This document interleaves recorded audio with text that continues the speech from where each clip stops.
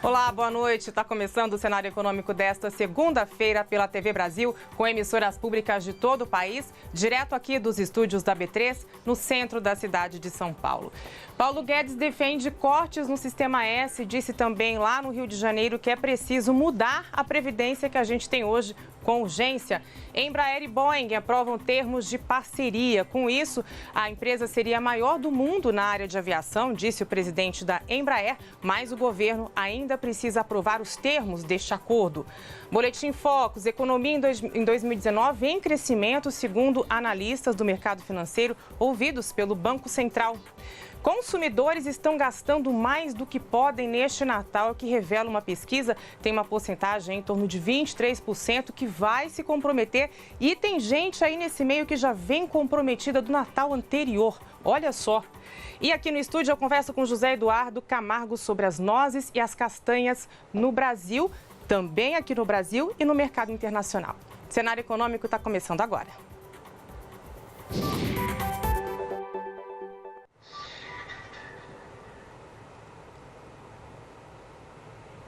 A gente começa essa edição de hoje falando sobre esses termos do acordo definido entre a Embraer e a Boeing. A gente tem aqui linhas gerais, um negócio que está avaliado em 5 bilhões 260 milhões de dólares. A Boeing vai ser a controladora, vai ter 80% de participação, vai sobrar 20% para a Embraer. E o negócio aqui é o seguinte, a Boeing é líder em negócios em viagens mundiais, viagens intercontinentais, por exemplo, e a Embraer tem uma liderança, produz aeronaves mais destinadas a voos regionais. Então, essa é a complementariedade que está definida na fusão das duas empresas. O presidente da Embraer disse hoje que com isso a empresa vai ser a maior do mundo e a necessidade de fusão está justificada porque, por exemplo, existe uma concorrente. A Airbus se fundiu com a Bombardier, Airbus americana, se fundiu com a Bombardier canadense e elas têm um grande negócio juntas. Por isso que a Boeing e a Embraer querem fazer essa fusão para ganhar mais competitividade, mais força no mercado mundial. A Embraer vai ter o controle de uma segunda joint venture que vai ser criada para promover e desenvolver mercados na defesa. Aqui a grande questão é um cargueiro que a Embraer produz, é na área da defesa, é militar, e com isso a Embraer vai ter 51% da participação nessa segunda joint venture, a Boeing vai ter 49%.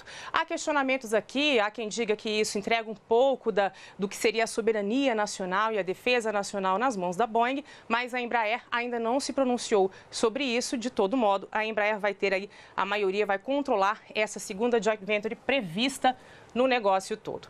Vamos dar uma olhada de um modo geral? A Embraer vale hoje 3 bilhões 900 milhões de dólares e a Boeing vale 181 bilhões de dólares. É uma grande diferença entre as duas empresas. A gente tem outros dados. A Embraer foi fundada em 1969, começou estatal. A Boeing em 1916, Boeing americana, como a gente sabe, Embraer brasileira. Receita da Embraer, 5 bilhões 800 milhões de dólares e a da Boeing, 93 bilhões 300 milhões de dólares. As diferenças são expressivas. As aeronaves já entregues pela Embraer, 101, e pela Boeing até hoje, 763. As que foram encomendadas, Embraer, 437 precisam ainda ser entregues e a Boeing tem encomendas de quase 6 mil aeronaves para serem entregues ainda. Tudo isso revela a proporção do negócio. Com isso, as ações da Embraer tiveram alta, 2,94%, fecharam a R$ 21,34. Agora eu vou para a redação da TV Brasil aqui em São Paulo conversar com Gabriela Santilo, porque a Gol vai rever a fusão com a incorporação com a Smiles.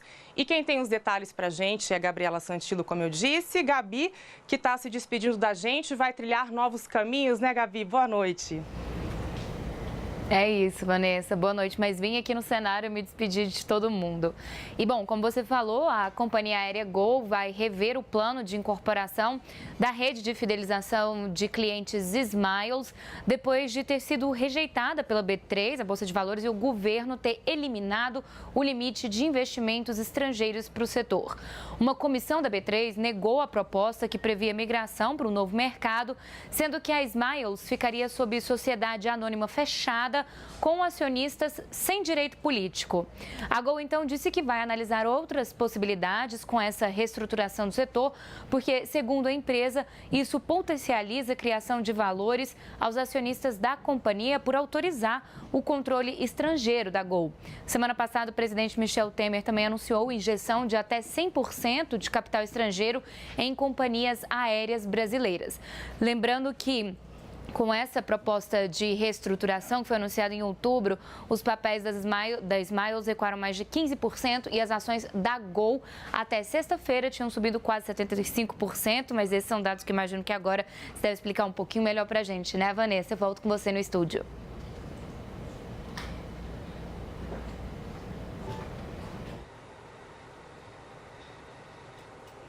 Sim, Gabi, é o que a gente espera. Eu ainda volto a conversar com Gabriela hoje. Bom, vamos saber então como é que ficaram as ações da Gol. Fecharam em alta de 0,93% a R$ 29,87. A gente aproveita para já dar uma olhada nas ações Smiles. Fecharam também em alta, 2,62%, R$ 45,05. Tudo isso porque essa decisão do presidente Michel Temer, claro, de liberar o capital 100% estrangeiro, faz com que as pessoas procurem essas ações, porque, claro, há uma expectativa aí de investimentos, de injeção de recursos, então há uma procura automática quase por essas ações. Com isso, vamos falar do fechamento do Ibovespa, fechou em queda, 1,24%, 86.365 pontos, um pouquinho mais. Aqui tem essa influência das ações das aéreas que a gente acabou de falar, Boeing, Embraer, Smiles, Gol também fechou em alta, subiu bastante, puxou esse índice ainda mais hoje ao longo do dia, mas a gente teve esse fechamento negativo puxado pelas questões externas. Há ainda um temor de desaquecimento da economia global, então por isso os investidores se protegem, não sabem muito bem como é que as coisas vão lá fora. Então, apesar desse otimismo relativo às aéreas aqui no Brasil, não foi suficiente para o Ibovespa fechar em alta, por isso a gente registrou essa queda que está aqui. Dólar comercial, claro, no sentido reverso, fechou em alta, o que geralmente ocorre em situações como essa, como 0,26% a R$ 3,89.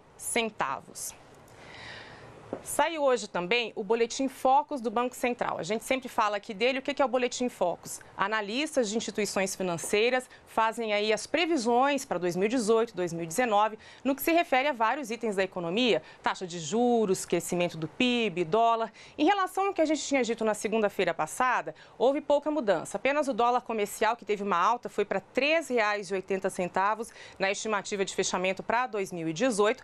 Todos os demais itens, vamos dizer dessa forma, permaneceram inalterados, mas teve uma revisão aqui no crescimento. PIB para 2018 deve ficar em 1,30%. Essa é a previsão desses analistas. A gente vai fechar o ano com um crescimento de 1,30%. É baixo, mas estamos saindo da crise lentamente, bem aquém do que a gente gostaria, bem aquém do que se previa, numa velocidade bem mais reduzida. A expectativa, então, é de fechar com 1,30%. E para a gente ter uma ideia, há 4 semanas a expectativa era de fechar pelo menos com 1,36%. O PIB, o crescimento econômico do país, seria este em 2018, mas agora está revisado para 1,30%, um pouquinho menos otimista, diríamos assim. Aí o Boletim Focus tem a notícia boa para 2019. A expectativa do mercado é de que haja um crescimento de 2,55% e anteriormente essa expectativa era de 2,53%. Agora a gente vai falar daquela pesquisa que eu falei lá no início nas manchetes sobre o Natal desse ano. Quem divulgou a pesquisa foi Confederação Nacional de Dirigentes Lojistas e SPC Brasil.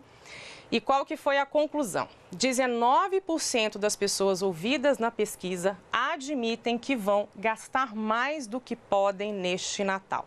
A gente já vem com inadimplência alta, com endividamento alto, renda baixa, desemprego alto e tem gente que ainda vai se arriscar para garantir os presentes de Natal, a virada de ano e também os itens da ceia que a gente já acompanhou aqui, que tem uma inflação, que tem uma carga tributária muito alta. Então, 19% admitem que vão gastar mais do que podem, sim. 23% mulheres. Não é a maioria, mas é o grupo que mais admitiu que pretende gastar sim mais do que pode. E a gente lembra que janeiro vem cheio de impostos, tem um monte de despesa. Quem tem filhos tem mais despesa ainda. Então a chance de se enrolar aqui, começar 2019 em situação difícil é bastante grande. Quem está pensando em se endividar e está vendo essa pesquisa serve de alerta. 22% estão na classe C, D e E. Nas classes A e B, essa proporção de pessoas que pretendem gastar mais do que podem é bem menor e também, claro, os recursos para sair dessa situação de endividamento também são maiores. Então, é uma luz bem amarela que se acende aqui. 5%. Esse percentual aqui para várias coisas. 5% disseram que vão deixar de pagar contas, simplesmente não vão pagar para garantir esses itens de Natal, essa história de gastar mais do que pode. 5% também disseram que vão adiar despesas, vão pagar, mas vão pagar depois, quando der. E 5% disseram também que vão gastar com festas de fim de ano. Vão reservar esse dinheiro para aproveitar, festejar, viajar, enfim. 5%. Que contas, então, que vão ser ou atrasadas ou simplesmente vão ficar lá paradas? TV por assinatura, nessa ordem, cartão de crédito, internet, água e luz. E é curioso que aqui entra água e luz, que são contas essenciais, né? E muita gente vai deixar de pagar essas contas para poder gastar mais um pouquinho aqui no Natal. Qual é o conselho que o pessoal da CNDL e do SPC Brasil dá para não cair nessa situação? É simplesmente se organizar mesmo, sentar, fazer uma listinha de Natal, ver quantas pessoas tem de presentear, quanto vai gastar com cada um, somar lá com os itens da ceia, colocar tudo na ponta do lápis e fazer caber no orçamento. Nem que tenha que ser um Natal de lembrancinhas, a gente já está até acostumado com o Natal de lembrancinhas, nem que seja assim, mas é um jeito de manter as contas em dia e não começar o ano novo endividado, que é bem ruim, né? Tem mais um dado aqui, ó. 23% dos que vão presentear agora no Natal já estão negativados por causa do Natal de 2017. Estão arrastando essa dívida até hoje. Esse é o grande risco, então, de não se planejar e de gastar mais do que pode. E 15% desse total aqui continua com restrição no CPF, ou seja, já está difícil comprar. O valor médio dessas dívidas que geraram todo esse problemão em 2017 era ali de pouquinho mais que R$ 1.070. Encerramos a pesquisa.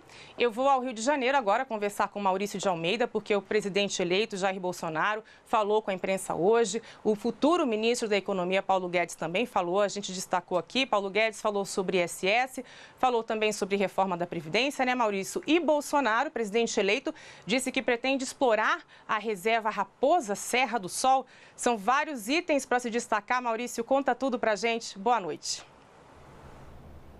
Olá, Vanessa, boa noite. Hoje pela manhã o presidente eleito Jair Bolsonaro ele participou da inauguração de um colégio da Polícia Militar que fica em Duque de Caxias, na Baixada Fluminense.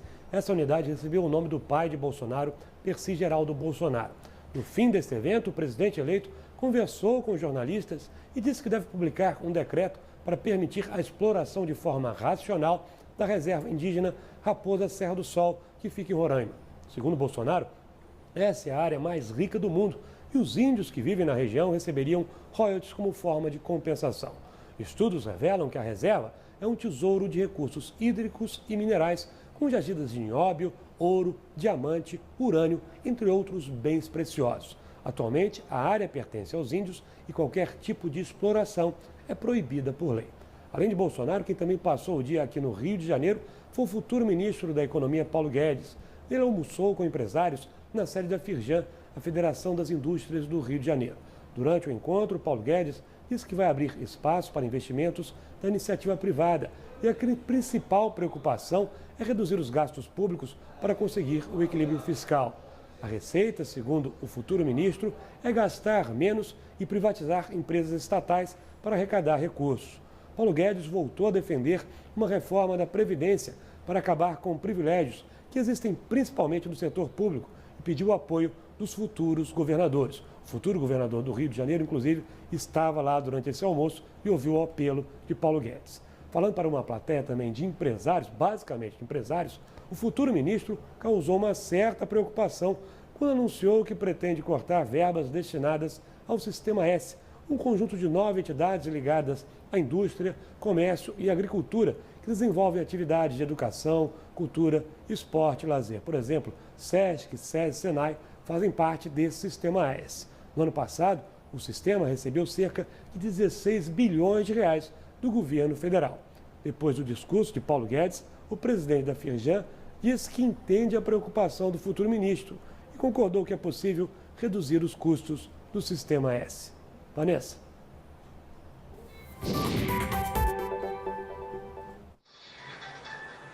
Sim, Maurício, o Sistema S tem uma função social muito importante. A gente espera que seja possível equacionar essa situação toda, né? Obrigada pelas suas informações. A gente faz agora um rápido intervalo. Na volta, a gente vai falar sobre o mercado das castanhas aqui no Brasil e também as oportunidades que tem lá fora. É rapidinho. Estamos de volta com o cenário econômico. Eu volto agora a conversar com Gabriela Santilo, porque, Gabi, já teve início a fiscalização nos aeroportos agora para 2019?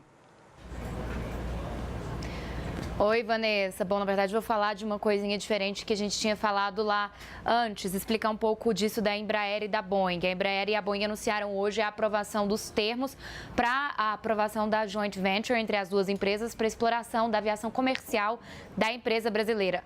O anúncio fez as ações da Embraer subirem.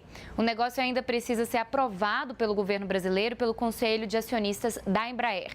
Pelos termos do acordo, será criada uma terceira empresa em que a americana Boeing terá 80% da participação, além do controle operacional e de gestão. A joint venture responderá diretamente a Dennis Muilenberg, que é presidente da Boeing. A Embraer terá poder de decisão em alguns assuntos estratégicos, entre eles a transferência das operações para fora do Brasil. A fusão agora precisa ser aprovada pelo governo brasileiro, como a gente disse, e apesar de ter sido privatizada em 1994, a União possui a chamada Ação Golden Share, que dá o poder de veto em algumas decisões da empresa considerada estratégica. A Embraer foi fundada em 1969 como sociedade de economia mista, vinculada ao Ministério da Aeronáutica. As empresas também anunciaram negociação para outra joint venture, agora na aviação militar. Com 51% do capital com a Embraer, o principal produto dessa nova parceria deverá ser o avião KC-390. As primeiras unidades serão entregues para a Força Aérea Brasileira em 2019. E a expectativa é que o avião brasileiro substitua os antigos cargueiros americanos Hércules, ainda em uso pelas Forças Armadas de diversos países. Eu volto com você aí no estúdio. Vanessa, já me despedindo de todo mundo. Uma boa noite para vocês.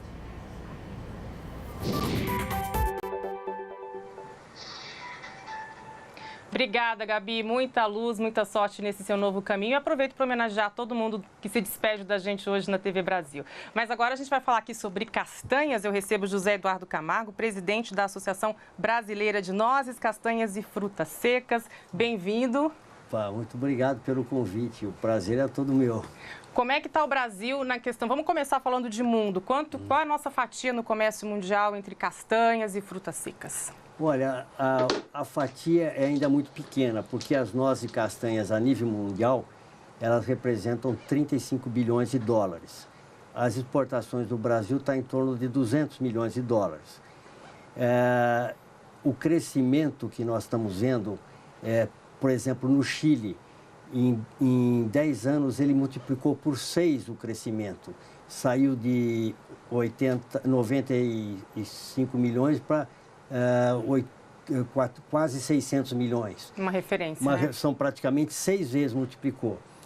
E o Brasil, nesse período, ficou estancado. Se tivesse multiplicado por 6, nós estaríamos com 1 bilhão e 300 aproximadamente, seria o 15º produto de exportação do agronegócio brasileiro. Né? A gente vai ter crescimento agora em 2018, apesar disso ou não? Eu acho que, quer dizer, nós temos, vamos dizer, no Brasil, basicamente 4 nozes principais, que é a castanha de caju no Ceará, a castanha do Pará em toda a Amazônia, a macadâmia aqui nessa região centro-sul e a pecan no Rio Grande do Sul. Quer dizer, a gente produz castanha no país todo. No país todo. Essas duas nozes, elas estão sendo plantadas e vêm numa ampliação. As outras são extrativistas e estão estabilizadas. Então, quer dizer, o que nós estamos fazendo com a organização dessa associação é tentar estimular e fazer com que o crescimento das nozes e castanhas no Brasil, quer seja plantada, quer seja extrativista, acompanhe esse potencial do mundo. Nos últimos 10 anos, o crescimento do consumo vem sido entre 6% e 8%, e o aumento do preço foi de 400%, Nossa. segundo dados do INC, que é o International Nut Council, que é o nosso órgão de referência. De referência. Né? Agora, teve crescimento lá fora e aqui também. É motivado por esses hábitos mais naturais, mais saudáveis que as pessoas querem ter? Exatamente, porque antes as nozes castanhas eram tipo um produto de Natal. É. Agora, essa coisa desses hábitos aí, natural, de saúde, estão se descobrindo propriedades não só nutritivas, como terapeuta das várias nozes. Então, o pessoal incorporou no dia a dia. E também está surgindo outros tipos de produto. Ela está no pão, ela está se tornando massa de sorvete. Está incorporada em tudo. Está se tornando até leite da castanha. É verdade. Né? Então, essas coisas estão abrindo um campo para nós. A gente tem um potencial a mais, eu digo, como você disse, né? A gente extrai ou produz castanha de norte a sul do país. No caso da Amazônia, a gente tem lá também esse plus, que é o fato de a gente manter a floresta em pé, gerar renda. A gente é um país que propicia a produção e, de fato, vale a pena investir? Eu acho que vale investir, quer seja aquela que é plantada, que é a macadâmia e a pecan, porque a gente está realmente plantando uma árvore, melhorando o meio ambiente, gerando um produto saudável e uma nova alternativa de rentabilidade que está acima da média do agronegócio brasileiro. Agora, é uma coisa de longo prazo, então tem essa barreira, mas é uma alternativa muito rica e nobre para o agronegócio brasileiro também, né? E aonde ela é extrativista, é mais interessante que permaneça, vamos dizer, a floresta e se extraia o produto do que você derrubar para fazer pasto ou alguma coisa assim. Tem essa grande contribuição ambiental, Tem essa contribuição ambiental também, né? Agora, a gente falou aqui recentemente no cenário econômico sobre as cestas de Natal, a tributação sobre nozes e castanhas é alta. Por que essa tributação é tão elevada? E aí eu já aproveito e pergunto, quais são os principais entraves que vocês enfrentam aqui no Brasil para que esse mercado cresça? Bom, uma deles seria a pesquisa, né? Que eu estava dizendo, a gente chegou de um simpósio internacional de macadâmia em Lingang, na província de Yunnan, na China. E uma coisa que me surpreendeu é o seguinte, antes de ir eu fui numa instituição no Brasil e pedi um pesquisador para cada uma das nozes, quer dizer, timidamente achando um que era como se fosse uma grande conquista. Quando eu chego nessa cidade, eles tinham recém investido $10 milhões num centro de pesquisa e tinham 50 pesquisadores só para nós macadâmia, que era um simpósio de macadâmia. Então, quer dizer, a pesquisa é importante, pesquisas para buscar novas variedades mais produtivas, vamos dizer, para prevenção de pragas e doenças, para sobre-irrigação e todas as técnicas desde colheita, né? Todo esse trabalho precisa de pesquisadores. Então, esse é um ponto muito importante. Um outro ponto importante, sem dúvida, é esse incentivo tributário, porque é um produto hoje, quer dizer, ele é não só um alimento, é uma fitoterapia, né? Quer dizer, Sim. Então, essas coisas podem, vamos dizer, estimular essa alternativa para o agronegócio brasileiro, né? Vocês estão de olho aí no mercado externo, falou da China, então a China é a maior produtora do mundo dessas... Ela não chega a ser porque ela está com um plantio recente e ela vamos dizer, em poucos anos ela vai ser o maior produtor. Certo. Agora, a grande alegria nossa, quer dizer, a grande alegria é que eles têm um mercado imenso, né? O agricultor, que nós fomos numa comitiva de aproximadamente 20 brasileiros nesse evento, e a gente constatou, quer dizer, que eles vão produzir muito, mas o mercado deles para abrir é incrível. Ainda vai faltar castanha. Então a gente voltou mais sereno quanto a esse aspecto, né? O nosso mercado interno, como é que é hoje? A gente produz as castanhas que a gente consome e a gente importa. Como é que é isso? Olha, existem 8 grandes famílias de castanhas mais conhecidas, né? Destas 8, 4 nós produzimos no Brasil e 4 não. Por exemplo, nós não produzimos no Brasil pistache, que é eminentemente do Irã e na Califórnia, avelã, que é toda ali europeia, né? Principalmente Sim. do Mediterrâneo. Tem a amêndoas, que é principalmente da Califórnia, e tem o pinholes, que tem muito na China. Então, essas 4, o consumo aqui é importado. Certo. Mas as outras 4, que é a castanha de caju, a castanha do Pará, o Brasil Nut, a macadâmia e a pecan, o Brasil produz e, inclusive, exporta uma parte disso daí, né? No caso específico até da castanha de caju, ela está, vamos dizer, nos últimos anos, quer seja por uma questão de seca, por alguns outros fatores, encolheu-se muito a produção e o Brasil tem até importado matéria-prima para produzir aqui. Poxa, bom, muito obrigada por sua presença aqui. Opa! E a gente espera que as nossas castanhas, a do caju, a do pará, que são tipicamente a nossa cara, né? Que elas possam ganhar mercado lá fora. Cenário Econômico fica por aqui. Muito obrigada por sua companhia. Amanhã, às 7 da noite, a gente está de volta. Até lá. Opa, obrigado.